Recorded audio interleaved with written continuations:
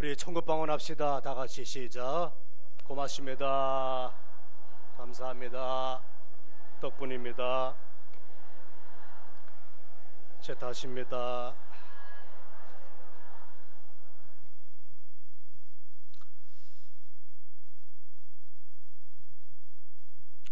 유대 나라 히스기야 왕이 있습니다.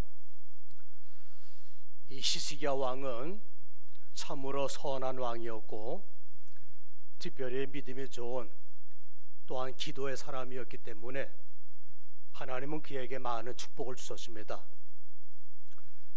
심지어 그가 죽을 병에 걸려서 사망 선고를 받기도 했지만 그는 간절히 하나님께 기도함으로 말미암아 다시 회복되기도 했습니다. 그러나 그 이후에 그렇게도 자기를 축복하시고 그렇게 죽을 병에서 고쳐주신 그 하나님께 대하여 하나님을 높이지 않고 오히려 자기를 높이고 하나님의 영광보다는 자신의 영광을 자랑하다가 하나님의 진노를 받게 됩니다. 먼 훗날 그 유다 나라가 바벨론에게 멸망당하고 온갖 금은 보화와 거룩한 성전의 기명까지 다 빼앗기고 많은 백성이 포로로 잡혀가 고통을 당하게 되는 원인의 제공자가 바로 히스기야 왕이 되고 맙니다. 이사야 38장을 보시면 그와 같은 기록이 좀 더 자세하게 기록이 되어 있습니다. 히스기야 왕이 죽을 병에 걸려서 자리에 누워 있을 때에 하나님은 이사야 선지자를 그에게 보내서 이렇게 말씀합니다. 너는 네 집에 유언을 하라. 마지막 유언을 남기라는 얘기죠. 네가 죽고 절대로 살지 못할 것이다. 이사야 선지자는 히스기야 왕에게 그렇게 말씀을 전합니다. 그러자 이 말을 들은 히스기야는 곧장 얼굴을 벽으로 향하고 하나님께 아뢰어 기도하기를, 이사야 38장 3절을 읽어볼까요?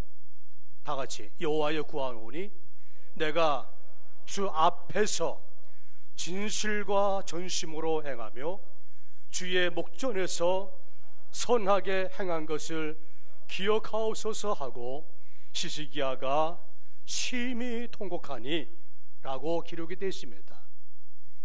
이 말씀 가운데 보게 되면 히스기야가 심히 통곡하면서 기도한 내용입니다. 여러분, 통곡이 어떤 울음인지 아십니까? 통곡해 보셨습니까? 아이고 아이고 하면서 가슴을 치고 몸부림 치면서 울부짖고 하는 소리가 바로 통곡입니다. 이러한 통곡의 기도를 히스기야는 하나님께 하고 있습니다. 여호와여 구하오니 내가 주 앞에서 진실과 정심으로 행하며 주의 목전에서 선하게 행한 것을 기억하옵소서 하면서 눈물을 흘리며 통곡을 하면서 부르짖는 그러한 기도였습니다. 그가 얼마나 소리 지르며 간절히 울부짖으며 기도했던지 하나님은 그를 듣고 계셨습니다. 그래서 하나님께서는 이사야 선지자를 다시 그에게 보내어 말씀하시기를, 이사야 38장 4절 5절에 이렇게 기록이 됐는데 읽어보겠습니다. 이에 여호와의 말씀이 이사야에게 임하여 이르시되 너는 가서 히스기야에게 이르기를 내 조상 다윗의 하나님 여호와께서 이같이 말씀하시기를 내가 내 기도를 들었고 내 눈물을 보았노라 하시면서 그의 수한의 생명을 15년 더 연장해 주셔서 살게 하셨다는 말씀입니다. 또한 이어서 38장 6절을 보실까요? 다 같이. 너와 이 성을 아수르 왕의 손에서 건져내겠고 내가 또 이 성을 보호하리라. 할렐루야. 이렇게 생명도 15년이 연장되었고 또한 이어서 하나님께서 말씀하십니다. 너와 이 예루살렘 성을 아수르 왕의 손에서 건져내겠고 내가 또 이 성을 보호해 주시겠다는 약속입니다. 생명 연장뿐 아니라 나라의 국가의 안녕까지도 보장받은 것입니다. 얼마나 좋습니까? 얼마나 감사합니까? 얼마나 기적입니까? 그런데 문제는 생깁니다. 문제는 그 후에 이러한 소식을 들은 당시 바벨론 나라의 왕 무르닥 발라단이 축하 서신과 예물과 함께 축하 사절단을 그에게 보내왔습니다. 이사야 39장 1절로 2절의 말씀을 읽어볼까요?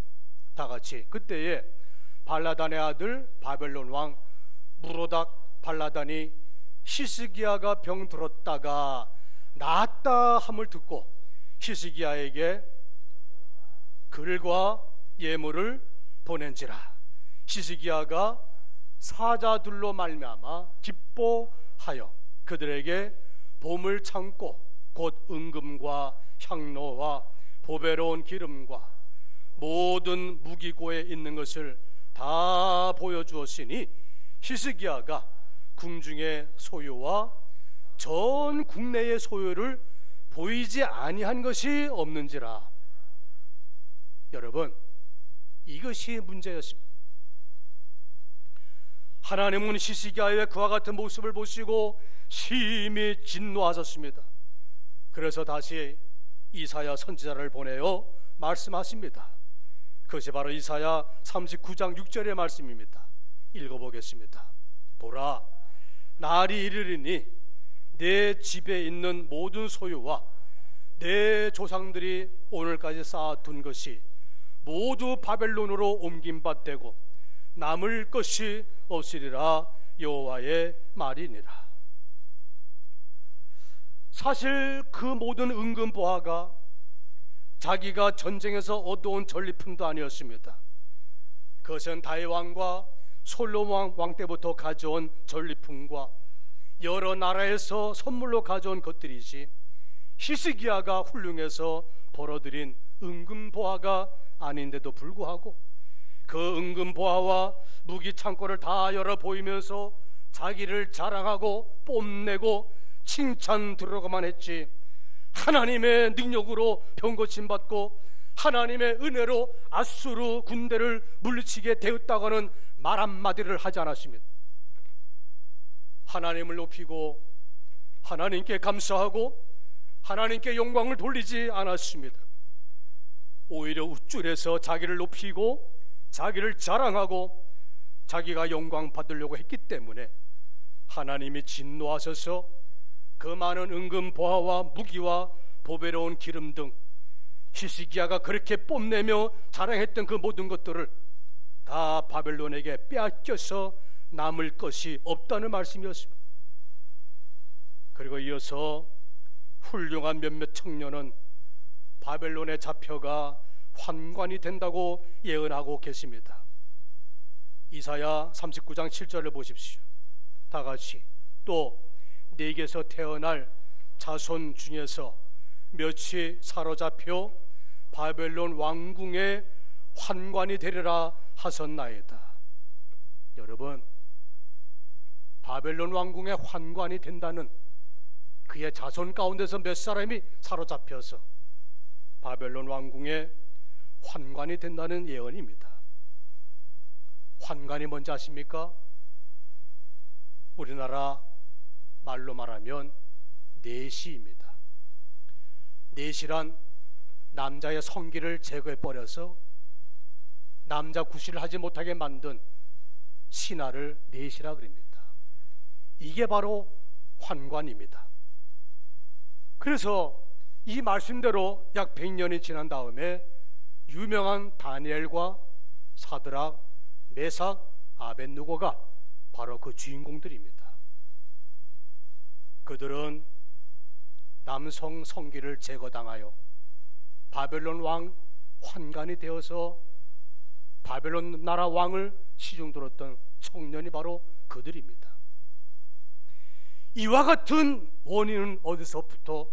바로 히스기야의 교만 때문에 그렇다는 겁니다. 여러분, 그래서 이 모든 사건의 내용이 오늘 본문 역대하 32장에 잘 요약이 되어 있는 겁니다. 역대하 32장 24절로 25절의 말씀 보실까요? 다 같이. 그때에 히스기야가 병들어 죽게 되었으므로 여호와께 기도하매 여호와께서 그에게 대답하시고 또 이적을 보이셨으나 히스기야가 마음이 교만하여 그 받은 은혜를 보답하지 아니하므로 진노가 그의 유다와 예루살렘에 내리게 되었더니 그 모든 유다의 약탈과 그 멸망, 젊은 청년들이 그렇게 고자가 되고 내시가 되어 끌려가는 그 상황, 이 모든 것은 다 히스기야의 교만과 자만 때문에 이루어진 결과입니다. 여러분, 그렇습니다. 보통 인간의 영혼이 고난과 가난 때문에 망하는 예는 드물, 오히려 편안하고 부유할 때 영혼이 망가지는 경우가 더 많다는 이야기입니다. 그와 같이 칭찬 들을 때와 부유할 때가 더 위험한 것입니다. 자꾸 그렇게 되다 보면 차차 하나님을 의지하지 아니하고 자기가 최고인 양 자신을 높이고 물질을 더 의지하는 죄를 범하기 쉽다는 것입니다. 여러분, 예수님은 이렇게 말씀하셨습니다. 요한복음 5장 41절에서 자신에 대하여 주님은 이렇게 말씀하셨는데 읽어볼까요? 나는 사람에게서 영광을 취하지 아니하노라. 우리 예수님은 철저하게 사람에게서 영광을 받고자 하지 않은, 이 말은 사람에게서 칭찬 듣지 않겠다는, 사람에게서 영광을 취하지 않겠다는 우리 주님의 말씀입니다. 또 5장 44절 보십시오. 다 같이 너희가 서로 영광을 취하고 유일하신 하나님께로부터 오는 영광은 구하지 아니하니 어찌 나를 믿을 수 있느냐 묻고 있습니다. 또 요한복음 12장 43절을 보십시오. 다 같이 그들은 사람의 영광을 하나님의 영광보다 더 사랑하였더라. 무슨 말인지 아시겠습니까? 우리 예수님은 절대로 사람의 칭찬을 통하여 영광 얻고자 하지 않았습니다. 그런데 세상 사람들은 서로 영광을 취합니다. 하나님께로부터 오는 영광을 구하지 않습니다. 다른 말로 말하면 그들은 하나님의 칭찬보다도 사람의 칭찬을 더 좋아했습니다. 여러분, 엄숙하게 물어보겠습니다. 여러분은 사람을 기쁘게 하겠습니까? 아니면 하나님을 기쁘게 하겠습니까? 당연하지요. 물론 그렇게 대답해야 됩니다. 사람을 기쁘게 하는 것보다도 하나님을 기쁘게 하는 것이 우리의 믿음의 고백이 되어야 됩니다. 이제 이 계절을 보면 결혼식이 참 많이 있더라고요.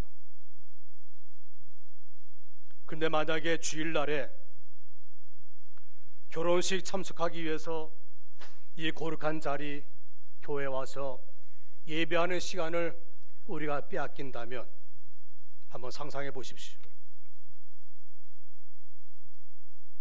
저기 예배를 빠지고 결혼식 가면 아마 사람들한테는 칭찬을 받겠지요. 야, 아무개 장로, 아무개 권사가, 아무개 집사가 오늘 주일날 교회도 안 가고 우리 잔치집에 왔네.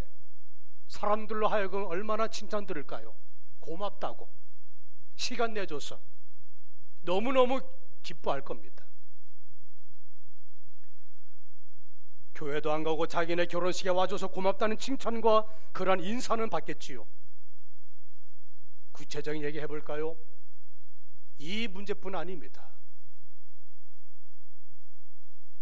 우리가 공적인 예배를 드리는 거, 새벽을 깨우며 날마다 모이게 힘쓰며 교회를 위해서 청소하고 봉사하는 거, 슬픔을 당한 가족 상가집에,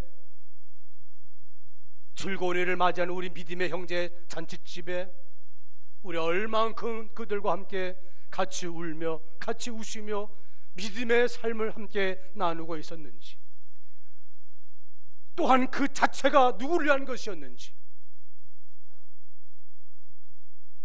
온 세상 사람들이 나를 미워하고 욕을 한다 할지라도 하나님의 나를 인정하고 칭찬하신다면 그것이 더 귀한 줄 알아서 그 하나님의 영광, 그 뜻을 이루는 그 영적인 만족을 가지고 세상 사람들에게는 욕을 먹더라도, 세상 사람들한테는 칭찬을 듣지 못한다 할지라도 하나님 앞에 믿음으로 영광을 돌리고 기쁨을 돌려드리겠다는 그 마음 가지고 살아가는 이 모습, 이것이 바로 온전한 믿음의 모습이 아닐까요?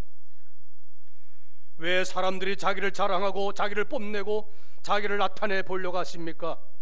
그것은 바로 이 히스기야 왕처럼 사람에게 인정받고 사람에게 칭찬받고 싶어서 그러는 것이. 진실로 주의 이름으로 축원합니다. 오련히 어리석은 히스기야 왕같이 살지 아니하고 정말로 하나님만 높이고 하나님만 기쁘게 드릴 수 있는 영적인 은혜의 삶을 살아가는 거룩한 성도 되기를 주의 이름으로 축복합니다. 다윗 왕도 보십시오. 다윗 왕은 하나님 앞에서 백성들의 인구 조사를 한 것 때문에 하나님의 진노를 받아 무서운 채찍을 맞게 됩니다. 자기 백성과 자기의 군대가 많음을 뽐내고 자랑하고 자기를 높이려고 하는 그 교만 때문에 다윗도 인구 조사를 시킨 겁니다. 이 일을 하나님이 괘씸히 여겨 그를 쳐버립니다.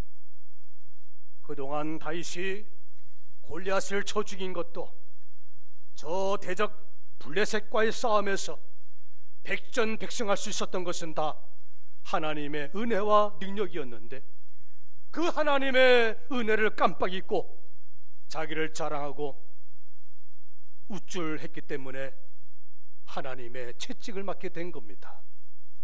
범사에 하나님께 감사하고 하나님만을 높이고 하나님만 의지하고 하나님께만 영광 돌리는 것을 잊어서는 안 됩니다.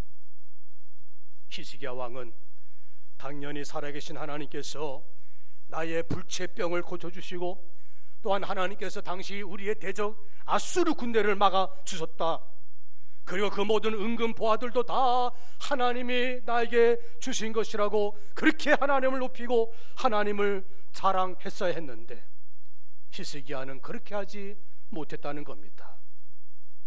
자기를 높였고요, 자기를 자랑했고요, 자기의 영광을 차지했다는 겁니다. 이 결과 엄청난 패배와 그러한 피해를 나라와 백성들에게 가져왔다 하는 그러한 이야기입니다. 결코 자랑하지 않기를 바랍니다. 언젠가 이러한 예화를 드린 적이 있습니다. 어느 한 연못에 개구리들이 살고 있습니다. 개굴개굴 하면서 개구리들이 연못에 살고 있는데 어느 날 몇 오리들이 그 연못에 날라옵니다.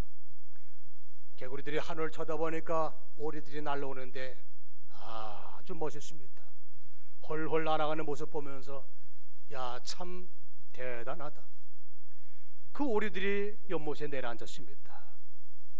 그때 어느 한 개구리가 오리에게 부탁합니다. 나도 당신들처럼 날고 싶습니다. 오리들이 그럼 어떻게 도와줄까? 이 개구리가 아이디어가 떠오릅니다.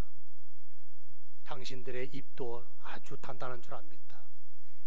내 입도 만만치 않습니다.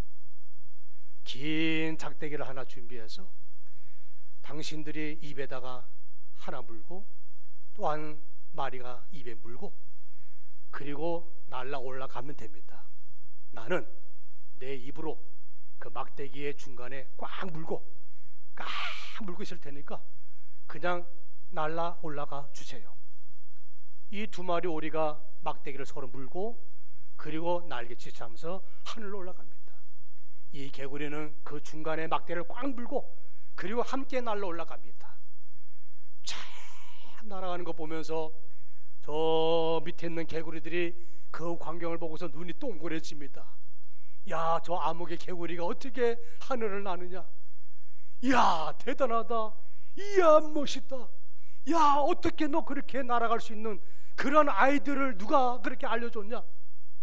그때 매달리고 날던 이 개구리가 그 소리를 듣고서 그만, 이 아이디어는 내가 내 머리에서 나온 아이디어다 이놈들아 하는 그 순간에 그는 그냥 땅 밑으로 떨어져 상상에 맡기겠습니다. 여러분, 조금 더 참았더라면, 조심했더라면 그 개구리는 죽지 않았을 것입니다. 언제나 자기를 높이고 자기를 자랑하는 것은 참으로 위험합니다. 무엇보다도 사람들에게 칭찬을 들을 때가 제일 위험한 때입니다. 제일 조심할 때가 바로 남들에게 칭찬 들을 때입니다. 잘 보십시오. 누가복음 6장 26절에 주님이 말씀하신 말씀인데 읽어보십시오. 시작. 모든 사람이 너희를 칭찬하면 뭐가 있다고요? 화가 있다고 그럽니다. 모든 사람이 너를 칭찬하면 화가 있도다. 그 다음 말씀, 그들의 조상들이 거짓 선지자들에게 이와 같이 했다는 겁니다. 사람들이 거짓 선지자들에게 계속 칭찬을 했다는 거예요. 그래서 그 거짓 선지자가 됐고요, 그 거짓 선지자들은 화를 받게 된 겁니다. 사탄이 지배하는 세상, 죄악이 관영한 세상에서 욕도 안 먹고 핍박도 안 받고 모든 사람에게 칭찬만 받는다면 그것이 바로 영적으로 잘못된 사람입니다. 화를 받을 사람입니다. 왜냐하면 사람의 칭찬만 받으면 겸손을 잃어버리기 쉽기 때문에 그렇습니다. 사람은 연약한 존재이기 때문에 칭찬을 많이 받게 되면 들을수록 자기 부족을 모르고 자만에 빠지고 겸손을 잃어버리게 된다는 말씀입니다. 히스기야 왕이 하나님의 능력을 증거하지 않고 하나님을 높이지 않고 바벨론 축하 사절단이 왔을 때 왜 금은 보화, 값진 기름, 무기 창고를 다 열어 보이며 자랑하고 뽐냈을까요? 하나님 대신 자기가 칭찬 듣고 높임을 받으려는 교만이 있었기 때문에 그렇습니다. 그래서 잠언서 16장 18절을 보십시오. 교만은 패망의 선봉이요 거만한 마음은 넘어짐의 앞잡이라 말씀합니다. 칭찬만 듣고 존경만 받으려는 사람은 히스기야 왕처럼 큰 낭패를 보게 됩니다. 여러분, 다시 한번 누가복음 6장 26절을 보실까요? 다 같이 읽겠습니다. 모든 사람이 너희를 칭찬하며 화가 있도다. 그들의 조상들이 거짓 선지자들에게 이와 같이 하였느니라.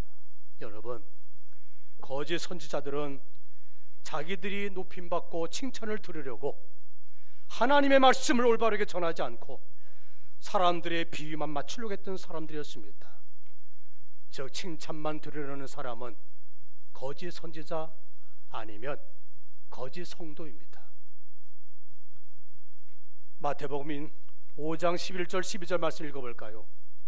다 같이. 나로 말미암아 너희를 욕하고 박해하고 거짓으로 너희를 거슬려 모든 악한 말을 할 때에는 너희에게 복이 있나니 기뻐하고 즐거워하라. 하늘에서 너희의 상이 큼이라. 너희 전에 있던 선지자들도 이같이 박해하였느니라. 여러분, 이 말씀으로 힘을 얻기 바랍니다. 얼마나 시시하게 믿으시면 욕도 안 먹고, 얼마나 시시하게 믿으시면 핍박도 안 받았고, 그렇게 신앙생활 할 수 있겠는가? 주님은 지금 그 마음을 우리에게 표현하고 있습니다. 마태복음 10장 34절 읽어보십시오. 다 같이. 내가 세상에 화평을 주러 온 줄로 생각하지 말라. 화평이 아니요 검을 주러 왔노라. 마귀와 타협하고 죄와 타협하면서까지 화평을 도모하는 것은 참 평화가 아닙니다. 모든 사람에게 칭찬만 듣는 사람, 또 모든 사람에게 칭찬만 들으려고 하는 사람은 하나님의 영광을 위해서 사는 사람이 결코 될 수가 없습니다. 그것은 오히려 하나님의 영광을 도둑질하는 것입니다. 고린도전서 10장 31절 말씀 잘 아시죠? 읽어보겠습니다. 그런즉 너희가 먹든지 마시든지 무엇을 하든지 다 하나님의 영광을 위하여 하라. 영광과 감사와 찬송은 오직 항상 하나님께만 돌려드려야 됩니다. 또한 세상에서 칭찬을 받아버리면 하늘나라에서 영원한 상급을 잃어버린다는 사실을 기억하십시오. 천국을 소망하고 살아가는 성도들은 세상에서 칭찬과 상을 받는 것보다 천국에서 영원한 상급 받는 것을 더 기뻐할 줄 알아야 합니다. 그러한 의미에서 모든 사람이 너희를 칭찬하면 화가 있으리라, 이 뜻을 깨닫게 될 겁니다. 그래서 마태복음 6장 1절에 말씀하시기를 다 같이 읽어보겠습니다. 사람에게 보이려고 그들 앞에서 너희 의를 행하지 않도록 주의하라. 그리하지 아니하면 하늘에 계신 너희 아버지께 상을 받지 못하느니라 하였습니다. 이 세상에서 상을 받고 칭찬 받으려고 선을 행하는 것은 절대로 옳지 않습니다.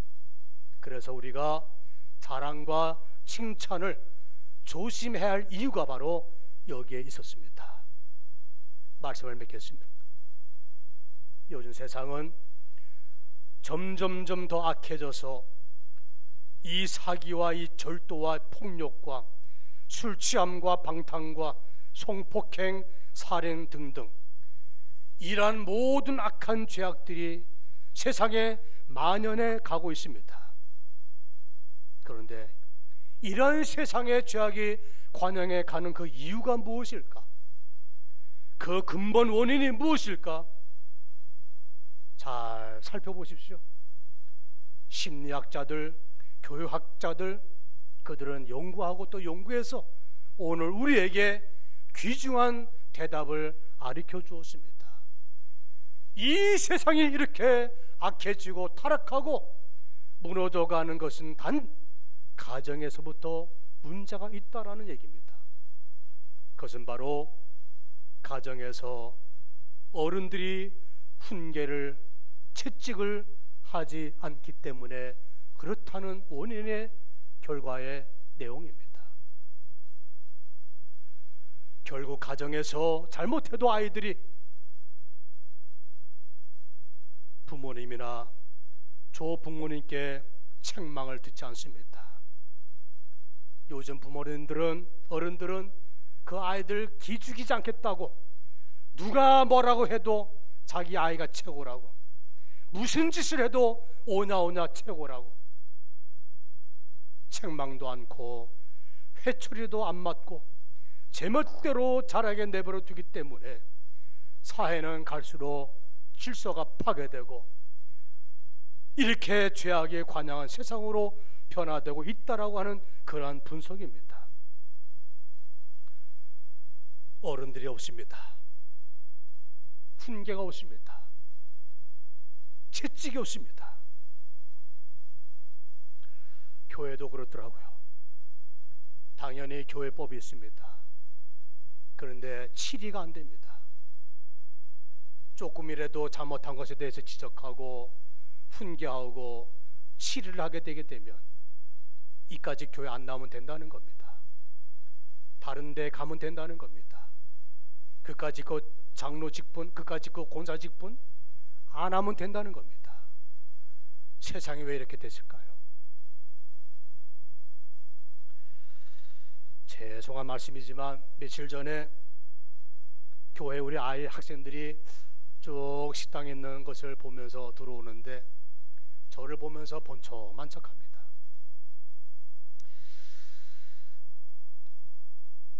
인사할 생각도 안 하고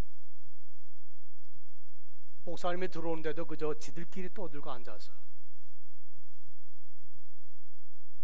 그래서 야 너희들 인사 좀 할래? 억지로 인사를 시킵니다.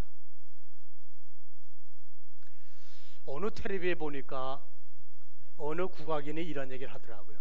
이 젊은 아이들이 너무 버릇없고 어른을 알아보지 못하니까 이 탤런트죠 그분이, 아주 그 욕을 잘하더라고요. 이 싸가지 없는 것은. 정말 욕이 나올 수밖에 없는 그런 상황이지 않습니까? 싸가지 없습니다. 싸게 놀았습니다. 어떻게 될 사람들인지. 오늘 우리들은 좀 더 근신해야 됩니다. 오냐 잘한다 칭찬이 다가 아니라는 거예요. 우리는 훈계해야 됩니다. 정신 차려고 좀. 말 나온 김에 우리 방송부 잘합니다. 계속 이 얘기하는 것보다도 방송부에서 정신 바짝 차리고 말씀 올릴 때, 찬양 올릴 때 착오가 없이 딱딱 정확하게 해줘야 되는 거예요.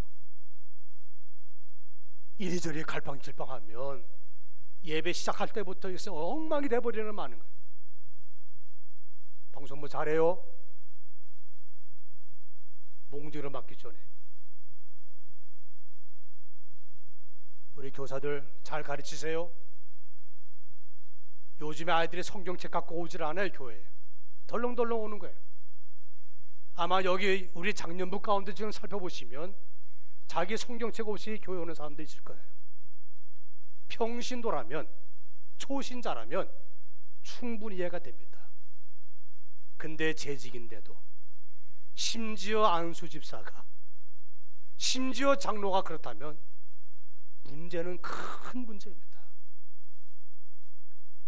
새벽기도 열심히 나오는 분이 있어요. 중직자입니다. 제가 가슴 아파요. 책을 안 갖고 와요. 여러분들 정신 차립시다. 그게 무슨 짓이냐 이 말이에요. 진짜 싸가지 없잖아요. 하나님 앞에서 하나님께 예배하러 오면서 어떻게 말씀을 안 갖고 옵니까? 자기 성경책 없이 예수 믿는 사람, 이게 정상입니까 여러분들? 우리 어린아이들 가르치는 교사들 잘 가르치세요. 교사들부터 자기 성경책 꼭 갖고 다니시고, 요즘에 뭐 스마트폰 그거 치워버리세요. 응? 요거 갖고 이렇게 보는 사람이 있더라고요. 그러지 맙시다. 응? 우리가 공식 예배는 정장을 차려입고 적어도 하나님께 예배하는 그 자세를 말씀 가슴에 품고 그리고 교회 와야지. 않겠어요 여러분들? 우리 어린아이들도 그렇게 키우세요.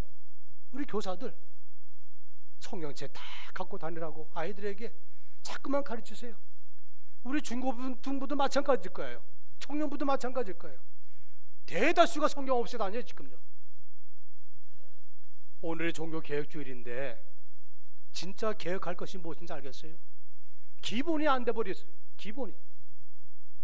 담임 목사에서 부탁하고 여러분들에게 권면합니다. 다시 한번 우리가 주 앞에서 회개하고 우리의 삶을 돌아보면서 잘못한 거 고쳐야 되는 거예요. 이런 얘기 있더라고요. 잘 들어보세요. 따라해보세요. 칭찬은 고래도 춤추게 한다. 그 말의 의미를 알아요 제가. 그런데 칭찬을 잘 해주면은 고래가 막 춤을 춘다는 거예요. 근데 함정이 있습니다. 고래가 춤을 추는 게 정상이에요? 안 추는 게 정상이에요? 답은 나오잖아요. 심각하게 고민해야 됩니다. 칭찬이 오히려 독이 되는 거예요. 칭찬이 오히려 그 고래를 죽이는 거예요. 찬송하겠습니다. 453장 찬양하면서 준비한 예물 하나님께 드리겠습니다.